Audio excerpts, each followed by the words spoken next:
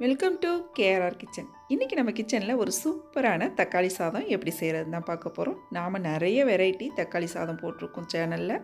இதுவும் பார்த்திங்கன்னா கொஞ்சம் டிஃப்ரெண்ட்டாக டேஸ்ட்டு சூப்பராகவே இருக்கும். குக்கரை ஓப்பன் பண்ணும் போதே பார்த்திங்கன்னா நல்லா வீடே கமகமன் வாசனையோட ரொம்ப அருமையாக டேஸ்ட்டாக இருக்கும். இப்போ வாங்க அந்த தக்காளி சாதம் எப்படி செய்கிறதுன்னு நம்ம வீடியோக்குள்ளே போய் பார்ப்போம். அதுக்கு முன்னாடி நம்ம சேனலை இப்போ தான் ஃபஸ்ட் டைம் பார்க்குறீங்கன்னா சப்ஸ்கிரைப் பண்ணி வச்சுக்கோங்க. கூடவே பெல் சிம்பல் ப்ரெஸ் பண்ணி ஆளுங்கிற ஆப்ஷனையும் ப்ரெஸ் பண்ணி வச்சுக்கோங்க. அப்போ தான் நான் போகிற வீடியோஸ் எல்லாம் உங்களுக்கு தொடர்ந்து நோட்டிஃபிகேஷனில் உடனுக்குடனே கிடச்சிக்கிட்டு இருக்கோம். இப்போ வாங்க இந்த அருமையான தக்காளி சாதம் எப்படி செய்கிறதுன்னு பார்த்துடலாம்.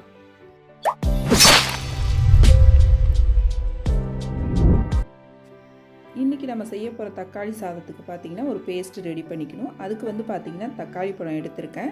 இது வந்து சின்னதாக இருக்குது அப்படிங்கிறதுனால 4 எடுத்திருக்கேன். பெரிய பழமாக எடுத்திங்கன்னா ஒரு 3 எடுத்திங்கன்னா சரியான அளவாக இருக்கும். அரிசி பார்த்திங்கன்னா நான் இன்றைக்கி 200 கிராம் எடுக்க போகிறேன். அதுக்கு 200 கிராம் அளவுக்கு தக்காளி எடுத்திருக்கேன். இப்போ இந்த தக்காளி பழத்தை பார்த்திங்கன்னா நல்லா கொதிக்கிற தண்ணியில் போட்டு வேக வச்சு எடுத்துக்கணும். ஃபஸ்ட்டு இப்போ தண்ணியில் போட்டிருக்கேன். இது கூடவே ஒரு 10 பல் பூண்டு, அப்புறம் ஒரு 4 காஷ்மீரி சில்லி சேர்த்துக்கிறேன். இது வந்து சாதம் நல்லா கலராக இருக்கும் அப்படிங்கிறதுக்காக சேர்க்குறேன். இல்லாட்டினா இது சேர்க்கணுன்ற அவசியம் இல்லை.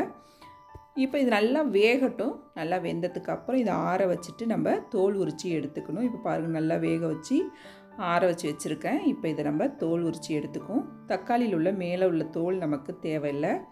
அதை அப்படியே நம்ம ஸ்கின் ரிமூவ் பண்ணிவிடும். இப்போ இது வந்து நம்ம மிக்ஸி ஜாரில் சேர்த்துக்குவோம். இப்போ இந்த தக்காளி பழத்துக்கூடயே பார்த்திங்கன்னா நம்ம வேக வச்ச பூண்டு மிளகாயும் இது கூடயே சேர்த்துக்குவோம். சேர்த்து இப்போ இதை பார்த்திங்கன்னா தண்ணிலாம் ஊற்றாமல் நல்லா நைஸான பேஸ்ட்டாக அரைச்சி எடுத்துக்குவோம். இப்போ நமக்கு பேஸ்ட்டு ரெடி ஆகிடுச்சு. அதே போல் பார்த்திங்கன்னா இன்றைக்கி நமக்கு செய்யப்படுற தக்காளி சாதத்துக்கு தேவையான அரிசியை நல்லா ஒரு 20 நிமிஷமாக ஊற வச்சு எடுத்திருக்கேன். இது வந்து 24 கேரட் பிரியாணி அரிசி எடுத்திருக்கேன். இதுக்கு பதிலாக நீங்கள் பாஸ்மதி ரைஸ் எடுத்துக்கலாம், இல்லை சாப்பாட்டு அரிசி கூட எடுத்துக்கலாம். இப்போ நம்ம தக்காளி சாதம் செய்ய ஆரம்பிச்சிருவோம். அதுக்கு அடுப்பில் ஒரு குக்கர் வச்சுருக்கேன். ஒரு 2 டீஸ்பூன் அளவுக்கு எண்ணெய் சேர்த்துக்குங்க. இதில் 2 பட்டை, 2 கிராம்பு, 2 ஏலக்காய், 2 பிரிஞ்சி இலை சேர்த்துக்குங்க. இப்போ இது நல்லா பொரிஞ்சு செவந்து வரட்டும். நல்லா அது பொரிஞ்சதுக்கப்புறம் பார்த்திங்கன்னா ஒரு பெரிய வெங்காயம் நீள்வாக்கில் நறுக்கிட்டு சேர்த்துருக்கேன். இப்போ இது நல்லா வதங்கி வரட்டும். வதங்கி வந்ததுக்கப்புறம் நம்ம அரைச்சி வச்சுருக்க தக்காளி பேஸ்ட்டை இது கூட சேர்த்து நல்லா வதக்கி விட்டுருங்க.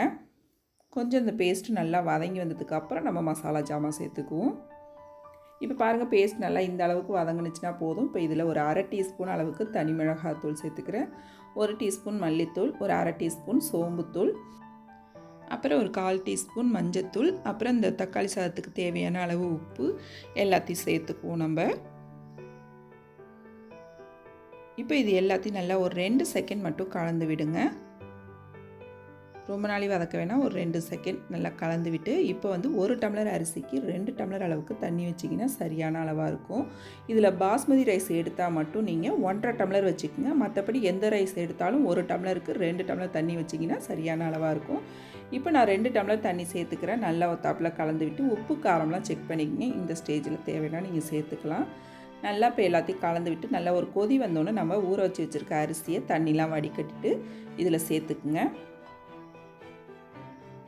இந்த சாதம் செய்கிறது பார்த்திங்கன்னா ரொம்ப சிம்பிளாக ஈஸியாக செஞ்சிடலாம். ஆனால் டேஸ்ட்டு செம்ம சூப்பராக இருக்குங்க.